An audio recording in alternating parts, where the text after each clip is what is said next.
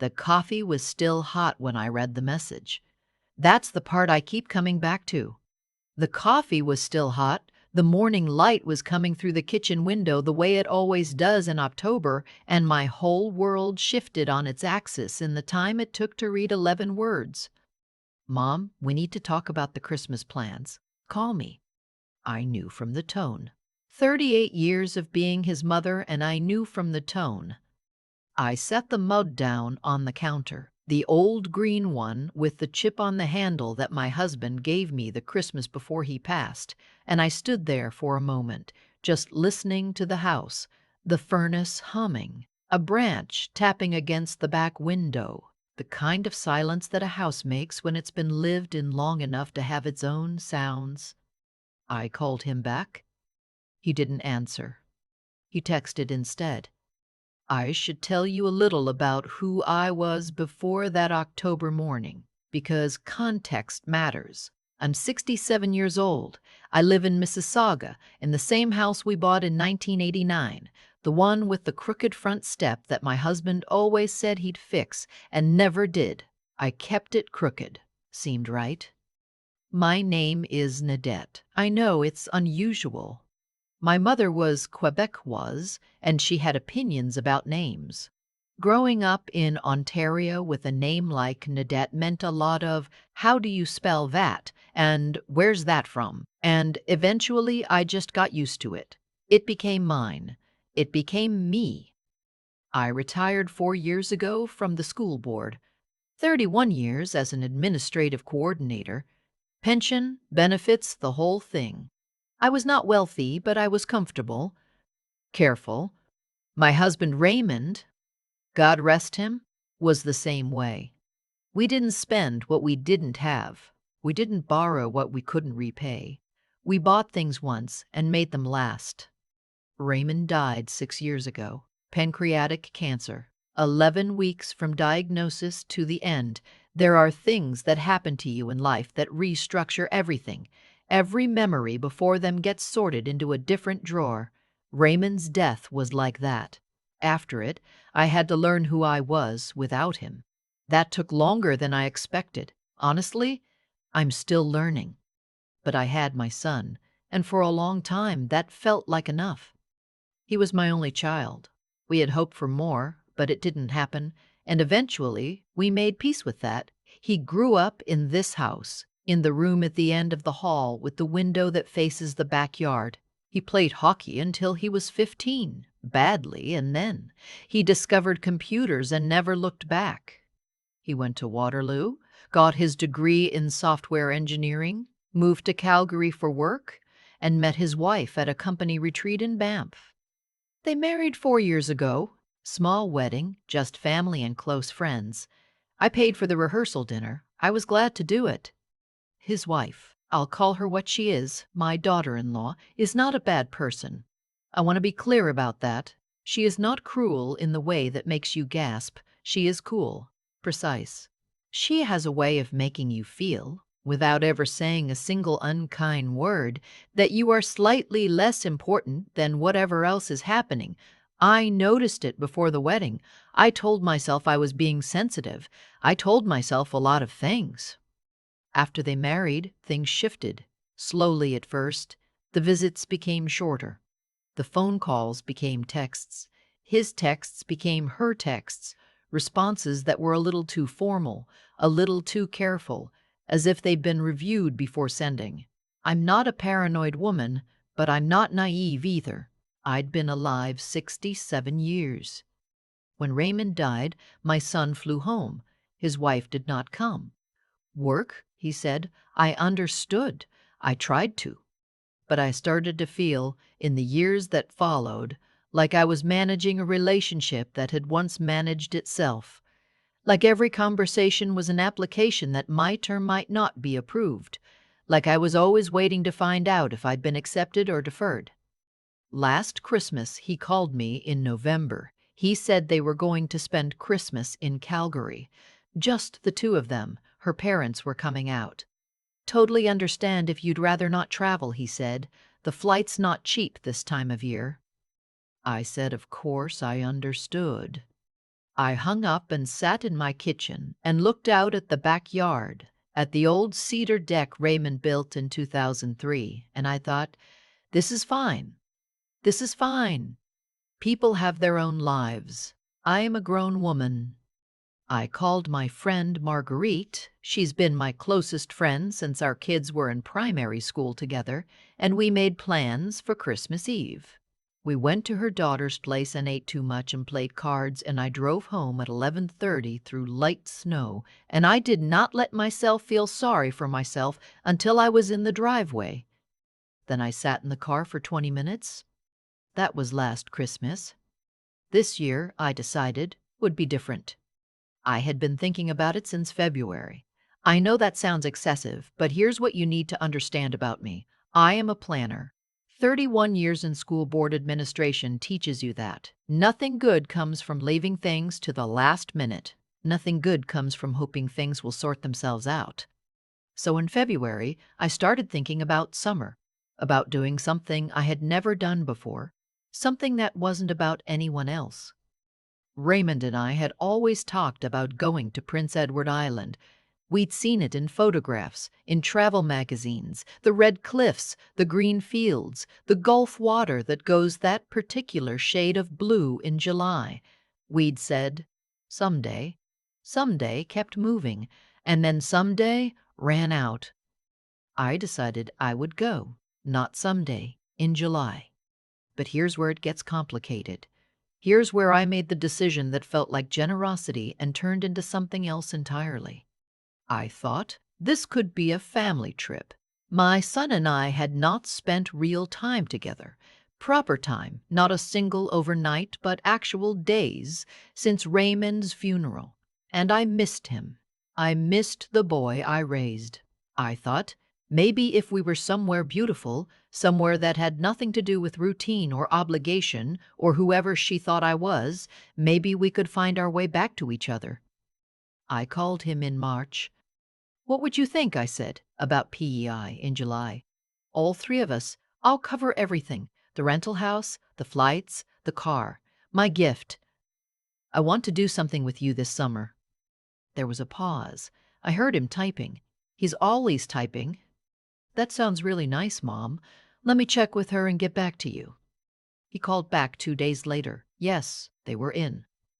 I will not bore you with every detail of what came next, but I want you to understand the scale of what I did because it matters to the end of the story. I found a house in North Rustico, 3 bedrooms, a screened porch overlooking a pond, walking distance to the beach. It was not cheap. I put down the deposit in April. I booked the flights in May, 3 return tickets, Calgary to Charlottetown via Toronto, which is not a straightforward route and cost accordingly. I bought groceries and household supplies in advance through a local delivery service. I researched the best spots for lobster. I looked up sunset times. I made a list of things Raymond would have wanted to see, places I wanted to bring a piece of him. I spent, between the rental house, the flights, and everything else, just over $9,000. That is a number I am not ashamed to say because it was my money, earned across 31 years, and I was spending it on my family, and I was glad to do it. My daughter-in-law never once said thank you. Not in March, not in April, not in May, not a text, not a card, not a mention when my son relayed that they were looking forward to it. I noticed. I said nothing. June arrived. The trip was 6 weeks away. I had started buying things for the house. A new beach bag, some good sunscreen, a paperback I'd been meaning to read for 2 years. I was, if I'm honest, excited in a way I hadn't been in a long time. My son called on a Thursday evening. I was making pasta. The kitchen smelled like garlic and the 6 o'clock news was on in the other room. Mom, I need to tell you something and I want you to hear me out before you respond. I turned off the stove. He said that his wife had been feeling that the trip didn't quite work for her, that she had been hoping for a holiday that was just the 2 of them. that she felt a bit of pressure with the whole thing having been arranged by me and everything paid for by me, and she worried it would feel more like my trip than a vacation, that she wondered if we could talk about. And he paused here. I could hear him choosing words, restructuring the plan a bit. I said, "What does restructuring mean?" He said, "Maybe you could do your own thing in PEI and we could overlap for a day or two. We could book our own house, less pressure for everyone." I stood in my kitchen and I looked at the pot of pasta water that had just started to boil, and I thought, she wants me to pay for a trip and then not come on it. I said, "So she doesn't want me there." He said, "It's not like that, Mom. It's not personal." Not personal. I have thought about those two words many times since that Thursday in June. I have turned them over. I have held them up to the light. My husband is dead. I am 67 years old and I live alone in this house, and I spent $9,000 to bring my family to a beautiful place because I wanted to be with them. And when my son said it was not personal, I understood something that I had been dancing around for 4 years. It was very, very personal. I told him I needed some time to think. He said, of course. He sounded relieved. That was the part that stung most. I called Marguerite that night. She listened without interrupting. That's one of the things about Marguerite. She lets you finish. When I was done, she was quiet for a moment. "What do you want to do?" she said. "I don't know yet," I said, "but I know what I'm not going to do." "What's that?" "I'm not going to disappear quietly." I slept on it. I slept on it for 3 days, actually, which is unusual for me. I am normally decisive, but this required care, not because I was unsure, but because I wanted to be certain I was acting from clarity, not from hurt. There's a difference. Hurt makes you do things you regret. Clarity makes you do things that last. On the third day, I sat down at my computer and I went into the travel portal where everything was booked and linked to my credit card. The rental house, the 3 flights, the car.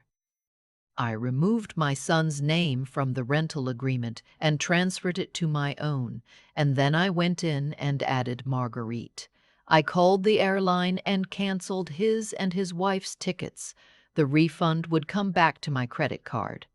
Then I called a 4th number, my friend Claudette, who I've known since Raymond's work Christmas parties and who had recently mentioned that she'd never been east of Montreal. "How do you feel about lobster?" I said. "I feel very positively about lobster," she said. "And PEI in July?" A pause. Then, "Nadette, are you serious?" "I've never been more serious about anything in my life." I texted my son that evening. Not a long text. I had written and rewritten it several times and settled on something short. "I've thought about what you said. I've restructured things. Enjoy your summer. I love you." He replied almost immediately. "What does that mean? What did you restructure?" I wrote, "I took your advice. I made it less about everyone else." He called. I didn't answer. He called again. I let it go to voicemail. His message was confused, then frustrated. He said I was being dramatic. He said he didn't understand why I was making it into something. He said his wife was upset. I thought about all the times I had not said what I was feeling because I didn't want to upset his wife. Then I called Marguerite back to talk about what to pack. We flew into Charlottetown on a Tuesday in July, the 3 of us, Marguerite, Claudette, and me. And I want to tell you what it felt like to step off that plane, because I think it matters. It felt like breathing. The air in PEI in July is something else. It smells like salt and grass and warm earth and something sweeter underneath that I couldn't name. We drove the rental car with the windows down, and Claudette pointed at everything and said, "Look at that," and Marguerite laughed and I drove, and I thought Raymond would have loved this. The house was perfect. The screened porch overlooked a pond where herons came in the early mornings. We found a spot for coffee and one for wine and one for reading, and we did all three, and we did them well. We went to the beach and we ate lobster rolls, and we drove to the red cliffs at sunset and stood there watching the light change over the water. And I thought, I planned this, I built this, it is mine. On the third evening, I sat alone on the porch after Marguerite and Claudette had gone to bed. The herons had come and gone. The pond was flat and dark, and the stars were visible in a way you don't get in Mississauga. I thought about my son. I thought about the boy who used to fall asleep on the couch watching Hockey Night in Canada, his head against my arm. I thought about the morning I dropped him at Waterloo and cried in the car all the way back to the 401. I thought about how love is not a guarantee of anything, not reciprocity, not presence, not even basic consideration. And I thought, I still love him. I will love him differently now, but I will not love him less. That is the hardest kind of clarity, the kind that doesn't feel like winning. When I came home, there was a card in my mailbox. He had actually mailed a card. I couldn't remember the last time he'd done that. The handwriting was his. The message was short. Mom, I'm sorry. I didn't handle this well. I'd like to talk when you're ready. I read it twice. I put it on the kitchen counter next to the green mug with the chipped handle. I wasn't ready. Not yet. But here's what I knew. Standing in my kitchen on an August afternoon with the furnace quiet and the house holding its own sounds, I was not going to make myself small to make someone else comfortable. Not at 67. Not after 31 years of service and 6 years of grief and a lifetime of being the one who kept everything together. I was going to go on more trips. I was going to call Marguerite more.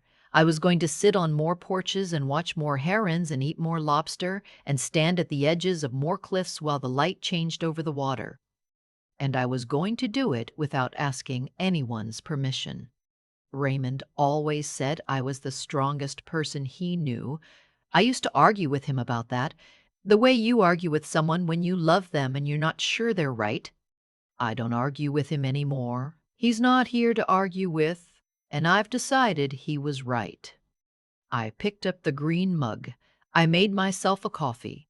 I sat down at the kitchen table in the October light, and for the first time in a very long time, the silence in the house felt like mine.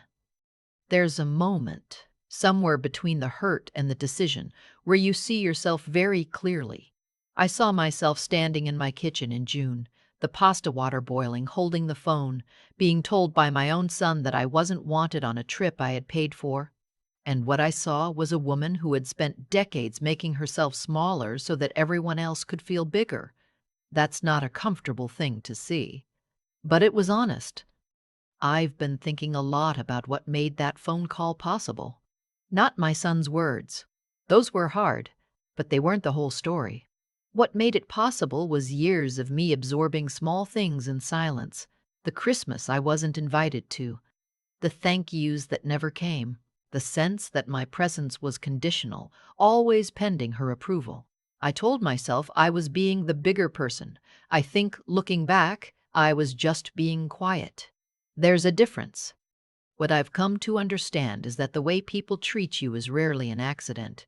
It follows a pattern, and the pattern follows what you've taught them to expect. I taught the people around me that I would keep giving without requiring anything in return. I taught them that my feelings were manageable, that my silence meant acceptance. That was my part in it, not the part that made it right. Nothing makes it right, but the part that kept it going. Doing the right thing isn't always soft. Sometimes it looks like logging into a travel portal and removing 2 names from a booking. Sometimes it looks like calling a friend and saying, "How do you feel about lobster?" and meaning it completely. I don't think of what I did as revenge. I think of it as finally being honest about what I was and wasn't willing to fund, with my money and with myself. There's a kind of wisdom that only comes from having lived long enough to make expensive mistakes and survive them. I spent $9,000 learning that generosity without self-respect isn't really generosity. It's a transaction where you always end up short. Raymond used to say that the clearest thinking happens in the quietest rooms. He was right about that. It took an empty house and 3 days of sitting with the discomfort before I knew what I needed to do. Not the easiest path, the true one. And the courage to actually do it, to cancel those tickets, to call Marguerite, to get on that plane and stand at the edge of those red cliffs while the Gulf light changed over the water. That didn't come from anger. It came from somewhere deeper. From 67 years of knowing who I am and deciding, finally, to act like it. I stood at the shoreline in PEI with my two friends, and I thought, I built this. Out of disappointment, out of clarity, out of the stubborn decision not to disappear. I built this, and it was beautiful. The card from my son is still on my kitchen counter. I'm not ready yet, but I will be when I am and on my terms. That's new for me. I think I'll keep it.